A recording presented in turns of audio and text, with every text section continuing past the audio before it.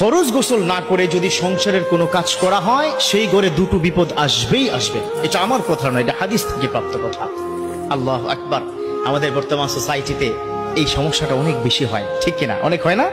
ফরজ গোসল করে না, অথচ জানে না যে ফরজ গোসল না করে যদি কোনো বান্দা মারা যায় তাহলে তার জান্নাত এবং জাহান্নামের মধ্যবর্তী জায়গায় ঝুলে পড়ে। নাউজুবিল্লাহ।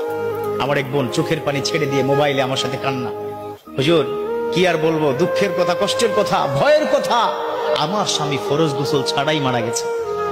আহা, অর্থাৎ স্বামী স্ত্রী সঙ্গমের পরে সে গোসল করে নাই, ওই রাত্রিতেই ওই নাপাক অবস্থায় সে মারা গেছে।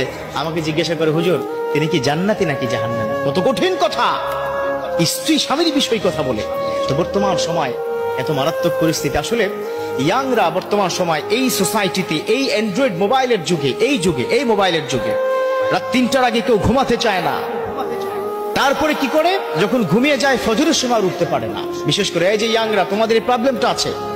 You always watching slang video, তোমরা অনেক রাত করে তোমরা ঘুমাও। তো এই ইয়াং কাপল যারা আছে, স্বামী স্ত্রী, তারা সংঘুমের পর ফজরের নামাজে না উঠে ওভাবেই তারা কি করে, সকাল 7টা-8টার দিকে উঠে ফরজ গোসল করে না। আহা, নাউজুবিল্লাহ। এই পরিস্থিতিতে ঘরে কোনো মা বোন যদি কাজ করে বা ঘরের মধ্যে যদি সে তার অন্যান্য সংসারের কাজগুলো করে, মারাত্মক দুটো বিপদ তার জীবনে আসবেই। আমার বিশ্বনবী তিনি বলে দিয়েছেন, আত-তাহুরু শাতরুল ঈমান, আত-তাহারাতু শাতরুল ঈমান, আত-তাহারাতু নিফসুল ঈমান। 3টি ভাবেই তিনি বলে দিয়েছেন। অর্থাৎ পবিত্র থাকা এটা হচ্ছে ঈমানের অঙ্গ। পবিত্র যদি কোনো মানুষ না থাকে, যদি ওই অবস্থায় মারা যায়, তার অবস্থানটা জান্নাত এবং জাহান্নামের মধ্যবর্তী জায়গায় হয়ে যায়। মারাত্মক কথা। এজন্য পবিত্র হতে হবে। কি হতে হবে? পবিত্র হতে হবে।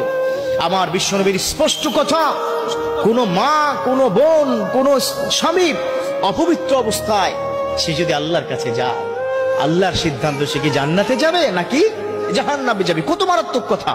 তো আপনার ঘরের মধ্যে 1 নম্বর প্রবলেম হবে, যেমন বিশেষ করে আমাদের মা বোনরা এই প্রবলেমটা করে, সকালবেলা ফরজ গোসল না করেই রান্নাঘরে ঢুকে যায়, ঠিক কিনা? যায় কিনা? রান্নাঘরে ঢুকে নাস্তা বানায়, বাচ্চাদের খাওয়ায়, স্বামীকে খাওয়ায়। তো এটা চিন্তা করে না তার শরীরটা না পাক, তার দেহটা না পাক, অতএব সে যে রান্না করছে সেটাও কিন্তু মাকরুহ হয়ে যায়, তার রান্নাটা ভালো থাকে না, বরাকা থাকে না। এই জন্য ওই ঘরের মধ্যে 1 নম্বর বিপদ সংকেত হলো, ওই ঘরের মধ্যে বরকত থাকবে না। কারণ হচ্ছে ওই যে স্বামী স্ত্রী দুজন নাপাক